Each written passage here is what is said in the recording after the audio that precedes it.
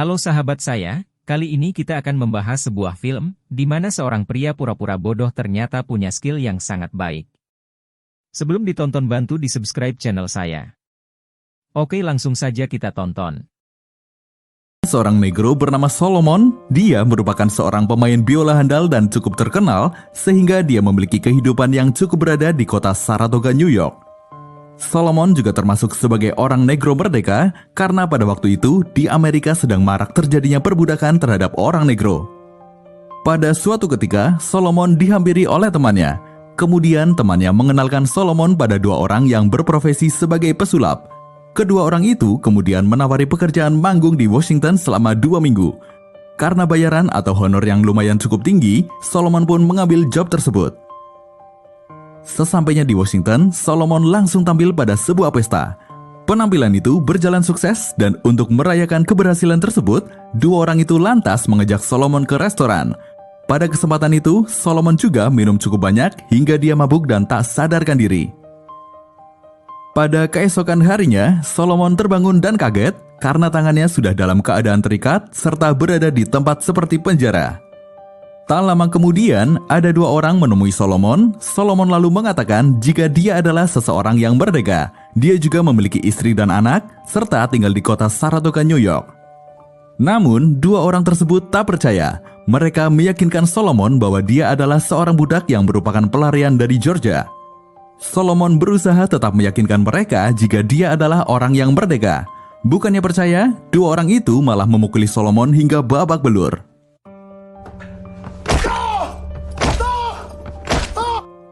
Setelah itu, ada seseorang lagi yang menghampiri Solomon dan memerintahkan agar Solomon mengganti pakaiannya dengan pakaian yang dia bawakan. Kemudian orang itu lalu mengambil pakaian Solomon. Selanjutnya, pada malam hari, Solomon dan beberapa orang negro lainnya diselundupkan dengan kereta kuda. Sepertinya mereka akan dibawa ke pusat perbudakan yang ada di Amerika untuk diperjualbelikan. Kemudian, para orang negro itu disuruh masuk ke kapal termasuk Solomon. Lalu, ada seseorang yang mengingatkan pada Solomon bahwa dia harus menyembunyikan kemampuannya dalam baca tulis, karena jika hal itu diketahui oleh mafia perdagangan manusia, maka Solomon akan dibunuh.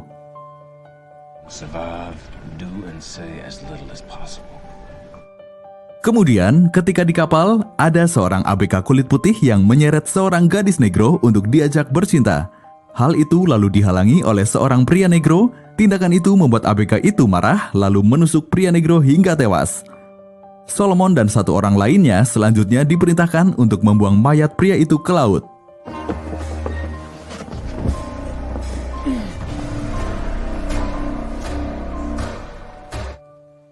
Setelah sampai pelabuhan, mereka dipresensi oleh seseorang dan pada waktu itu Solomon diganti namanya menjadi Platt. Solomon berusaha menjelaskan nama aslinya, tapi dia malah ditampar.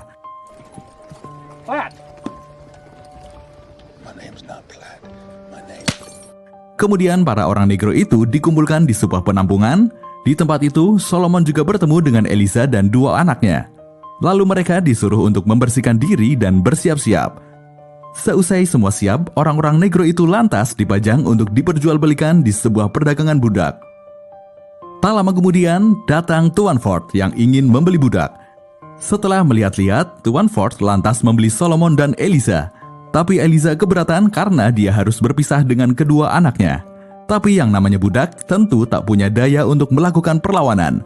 Akhirnya, Solomon atau yang kini sudah berganti nama sebagai Platt dan Eliza pun dibawa ke rumah Tuan Ford. Namun Eliza terus menangis karena berpisah dengan dua anaknya. Hal itu membuat Platt tidak nyaman. Platt lantas marah sembari menasihati Eliza. Tindakan yang dilakukan Eliza dengan menangisi anaknya terus-menerus juga membuat tuannya tidak nyaman. Oleh karena itu, Eliza dibawa entah kemana dan di hari itu adalah hari terakhir kali Platt bertemu dengan Eliza. Selanjutnya, Platt bekerja di rumah Tuan Ford. Tapi karena masih baru, sehingga Platt sering dimarahi oleh Ty Bates yang merupakan kepala tukang di tempat tersebut. Apalagi Ty Bates tidak mau jika dirinya tersaingi atau melihat orang yang menonjol. Kemudian Tuan Ford dan beberapa budak pergi ke hutan untuk menebang kayu. Namun dia bingung bagaimana cara membawa kayu tersebut agar lebih efisien. Apakah lewat jalur darat atau sungai? Platt kemudian memberikan ide agar kayu-kayu tersebut diikat seperti sampan. Untuk selanjutnya, kayu itu dihanyutkan ke sungai. Namun hal itu ditentang oleh Tai Bates sembari menghina Platt. Setelah melalui perdebatan, akhirnya Tuan Ford memberi kesepakatan kepada Platt untuk mencoba idenya. Ternyata ide yang diusulkan oleh Platt berhasil dan jauh lebih efisien, sehingga Platt pun mendapat pujian dari Tuan Ford dan para budak lain kecuali Tai Bates. Bahkan Tuan Ford juga memberikan Platt hadiah berupa biola. Great thanks, Master Ford. Lalu Platt ditugaskan untuk membuat pondok. Lagi-lagi Tai Bates mengganggunya. Tak terima karena sering diperlakukan buruk oleh Tai Bates, maka Platt pun melawan hingga membuat Tai Bates babak belur.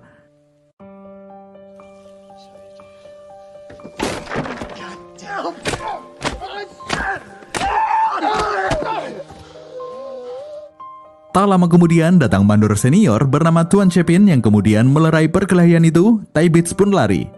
Tapi tak lama kemudian Tai Bates datang lagi bersama 2 orang temannya. Mereka lalu menghajar dan menggantung Platt. Untung mandor senior kembali datang dan mengancam Tai Bates dan teman-temannya. Mandor senior Chapin mengatakan, "Sebelum aku membunuh kalian, maka hentikan tindakan kalian." Platt kemudian ditinggalkan begitu saja dan tak ada orang yang berani menolong karena takut dihukum jika menolong Platt. Platt berusaha agar kakinya menyentuh tanah agar tidak tergantung.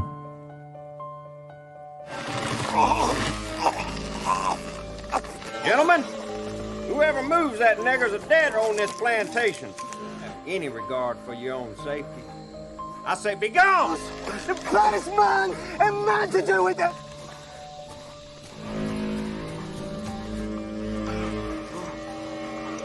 Damn!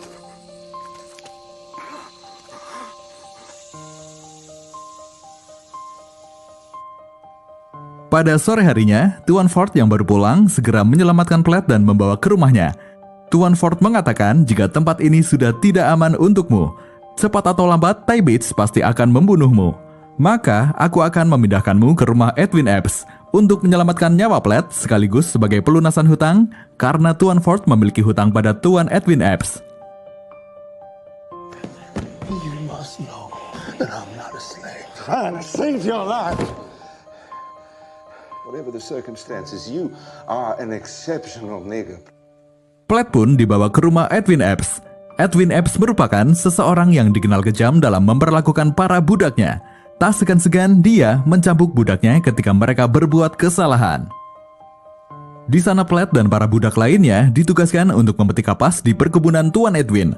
Sementara itu, di tempat tersebut ada juga budak yang bernama Patsy, di mana kebanyakan budak di situ hanya bisa memetik kapas rata-rata 200 pon per hari. Patsy sanggup memetik lebih dari 500 pon per hari, sehingga Patsy menjadi budak kesayangan Tuan Edwin. Selanjutnya, pada suatu malam, Tuan Edwin tiba-tiba membangunkan para budak yang sedang beristirahat. Dia meminta para budak untuk berdansa. Di tengah acara itu, istri Tuan Edwin tiba-tiba melempar vas bunga pada Patsy. Hal itu dilakukan karena istri Tuan Edwin cemburu pada Patsy karena Tuan Edwin terlalu menganak emaskan Patsy. Dia juga meminta agar Tuan Edwin menjual Patsy. Tapi Tuan Edwin tidak mau menjualnya, yang membuat istri Tuan Edwin tambah marah. Sell the niggers. Sell little Pats? I will not.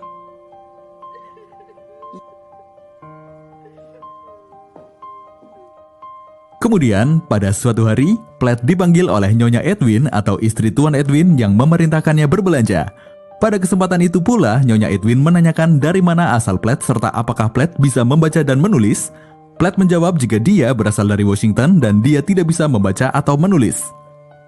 Saat di perjalanan, muncul niat Platt untuk kabur agar dia terbebas dari perbudakan. Namun saat di tengah jalan, dia melihat ada beberapa tuan tanah yang akan menggantung 2 budaknya. Lalu, salah satu tuan tanah yang melihat Platt lantas menanyai Platt mau kemana dan siapa tuannya.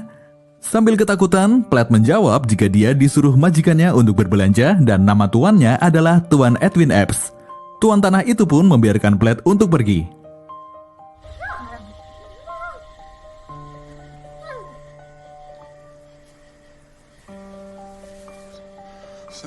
Mr. Epps.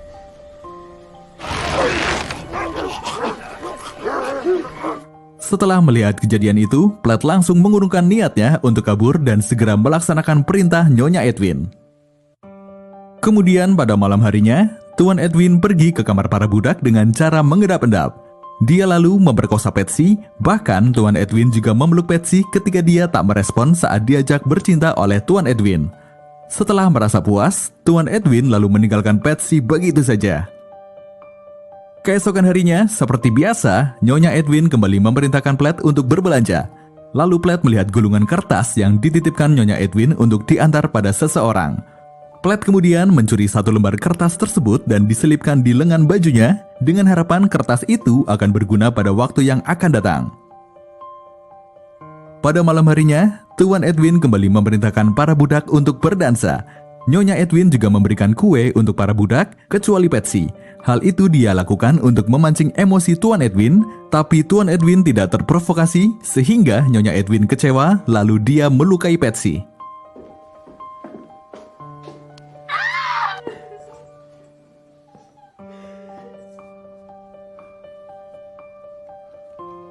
Berbagai perlakuan buruk yang diterima oleh Patsy dari Nyonya Edwin, lelahnya bekerja di ladang, hingga dijadikan pemuas nafsu oleh Tuan Edwin membuat Patsy tak memiliki harapan untuk hidup. Dia lalu meminta pada Platt untuk membunuhnya karena dia merasa percuma menjalani kehidupan yang seperti itu. Beberapa lama kemudian, ladang kapas yang dibanggakan oleh Tuan Edwin terserang hama. Maka Tuan Edwin menyewakan para budaknya kepada Hakim Turner. Sebelum berangkat, Tuan Edwin berpesan pada para budaknya agar tidak memberitahukan kepribadian dan tabiat tuannya pada Hakim Turner. Selanjutnya, di rumah Hakim Turner, para budak itu bekerja sebagai penebang debu. Di sana kehidupan para budak jauh lebih manusiawi, karena Hakim Turner adalah orang yang baik. Platt juga mendapat sanjungan dari tuannya karena kinerjanya yang gesit.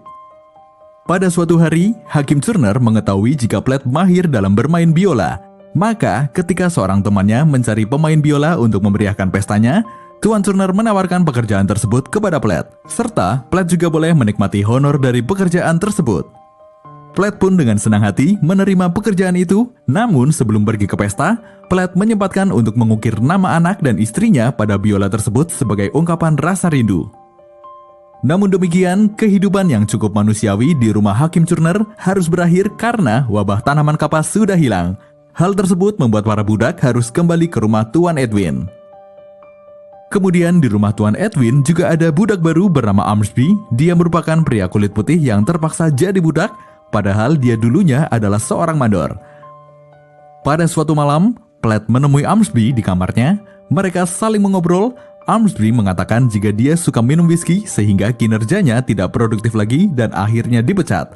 Uangnya pun ikut habis. Dia kemudian memilih menjadi budak hanya untuk bertahan hidup.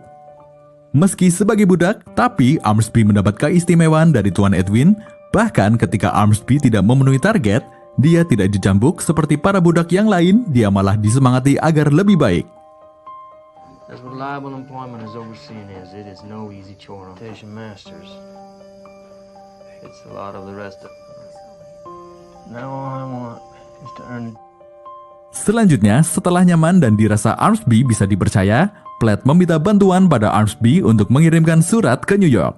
Armsby lantas menyetujui permintaan Platt. Setelah itu, Platt menulis surat dengan kertas yang dia ambil beberapa tahun silam dan memanfaatkan buah beri sebagai tinta dan memakai ranting yang dibentuk seperti pensil.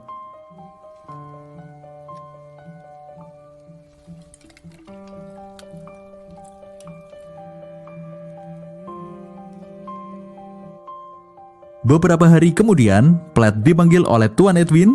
Dia ternyata mengetahui kalau Platt mau mengirim surat. Namun Platt langsung berakting dengan mengatakan jika dia tidak bisa membaca dan menulis. Dan hal itu adalah akal-akalan dari Armsby saja agar dia bisa naik pangkat. Untungnya Tuan Edwin percaya sehingga nyawa Platt tidak melayang. Kemudian dengan terpaksa, Platt pun membakar surat yang dia tulis untuk keluarganya.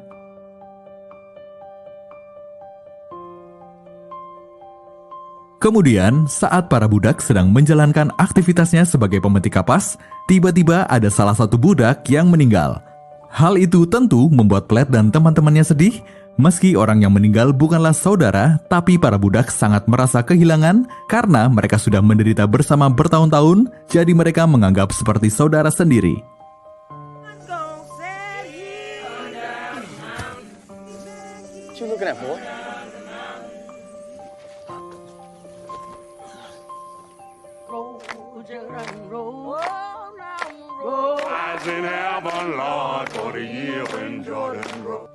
Selanjutnya, beberapa tahun kemudian, Tuan Edwin ingin membangun rumah. Dia lalu mendatangkan ahli bangunan dari Kanada bernama Bess. Pada suatu ketika, Bess mengobrol dengan Platt. Dia merasa heran dengan praktik perbudakan yang terjadi di Amerika. Bess menganggap jika praktik perbudakan adalah suatu hal yang tidak baik dan melanggar kebebasan orang. You say that with pride, that there is no justice nor righteousness in this slavery. I paid for him. Of course you did, and the universal truths are constant. It is a fact. Pada suatu hari, Tuan Edwin mencari Patsy dengan nada marah. Dia menanyai semua orang, namun tidak ada yang tahu. Setelah beberapa lama mencari, Patsy pun datang. Dia mencoba menjelaskan jika dia pergi ke rumah Nyonya Shaw untuk meminta sabun karena Nyonya Edwin tidak memberinya sabun. Padahal dia sudah menghasilkan 500 pon sehari, tapi sabun saja tidak diberi. Namun penjelasan Patsy tidak diterima. Tak lama kemudian, muncul Nyonya Edwin. Kesempatan itu dia gunakan untuk menyakiti Patsy karena dia cemburu pada Patsy. Dia pun memprovokasi Tuan Edwin agar menghukum Patsy. Tuan Edwin yang marah lantas menyuruh anak buahnya melucuti pakaian Patsy dan menyuruh Platt mencambuknya. Tapi karena cambukannya pelan atau tidak serius, dia pun diancam dengan pistol oleh Tuan Edwin. Sehingga Platt terpaksa mencambuk Patsy dengan keras. Hal itu ternyata belum selesai. Tuan Edwin juga mencambuk Patsy dengan membabi buta yang membuat Patsy hampir tewas. Give her the whip. Give it all to him.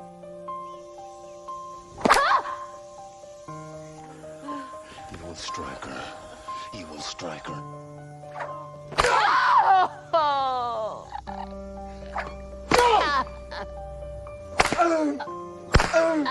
Sooner or later. Luka Patsy yang sangat parah membuat Platt merasa bersalah karena dia tidak bisa berbuat apa-apa. Kekecewaan itu dia lampiaskan dengan menghancurkan biola pemberian Tuan Ford. Beberapa lama setelah kejadian itu, Platt memberanikan diri menemui Bess dan menceritakan siapa sebenarnya Platt yang sesungguhnya bernama Solomon dan merupakan pria merdeka yang berasal dari New York. Mendengarkan hal itu, Bess pun kaget, lalu Platt meminta bantuan pada Bess agar menuliskan serta mengirimkan surat kepada temannya Platt yang bernama Parker tentang siapa sebenarnya Platt dan bagaimana keadaannya serta di mana dia berada sekarang. Bess sebenarnya sangat ingin membantu, namun dia sadar jika itu beresiko bahkan bisa mengancam nyawanya. Namun setelah berpikir, akhirnya Bess mau membantu Platt. That you write my friends in the North. Ask me, sir. It scares me. It is amazing, and in no good way. I will write your letters. Beberapa tahun kemudian, Platt yang sedang bekerja tiba-tiba didatangi oleh seorang sheriff dan seorang pria. Lalu si sheriff menanyakan siapa orang yang datang bersamanya. Dengan yakin, Platt mengatakan jika itu adalah temannya Parker. Lalu sheriff itu juga menanyakan siapa nama aslinya dan siapa keluarganya. Setelah semua pertanyaan dijawab benar, akhirnya Platt memeluk temannya yang bernama Parker setelah 12 tahun tidak bertemu. Come here, boy.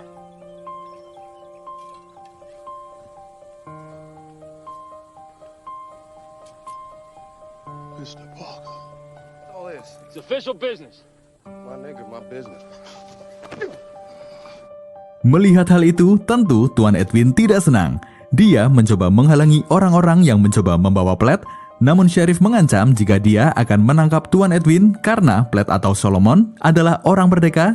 Lebih lanjut, hukum di Amerika juga telah berubah. Ketika Platt mau pergi, Patsy menemui Platt dan memeluknya. Tapi dengan berat hati, Platt harus meninggalkan Patsy untuk pulang pada keluarganya. Kemudian, Platt berganti nama lagi menjadi Solomon. Begitu sampai, dia kaget melihat kondisi keluarganya setelah 12 tahun tidak bertemu. Solomon merasa bersalah karena 12 tahun telah meninggalkan keluarganya. Kemudian dia mendapati ada pria asing di rumahnya. Putri Solomon yang sudah besar mengatakan jika itu adalah suaminya, dan dia juga mengatakan jika dia sudah mempunyai anak yang diberi nama Solomon.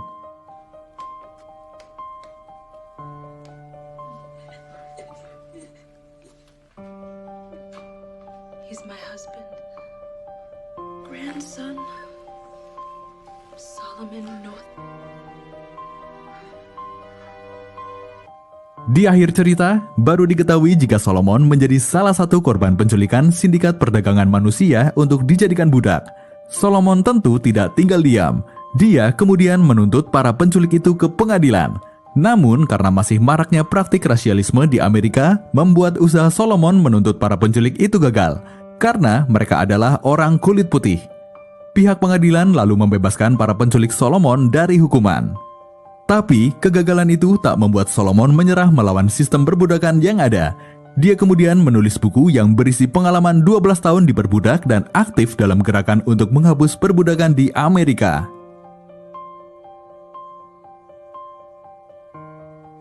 Seperti itulah kisah tentang seorang pria kulit hitam yang berusaha bertahan hidup dari perbudakan selama 12 tahun. Terima kasih dan sampai jumpa di alur cerita selanjutnya.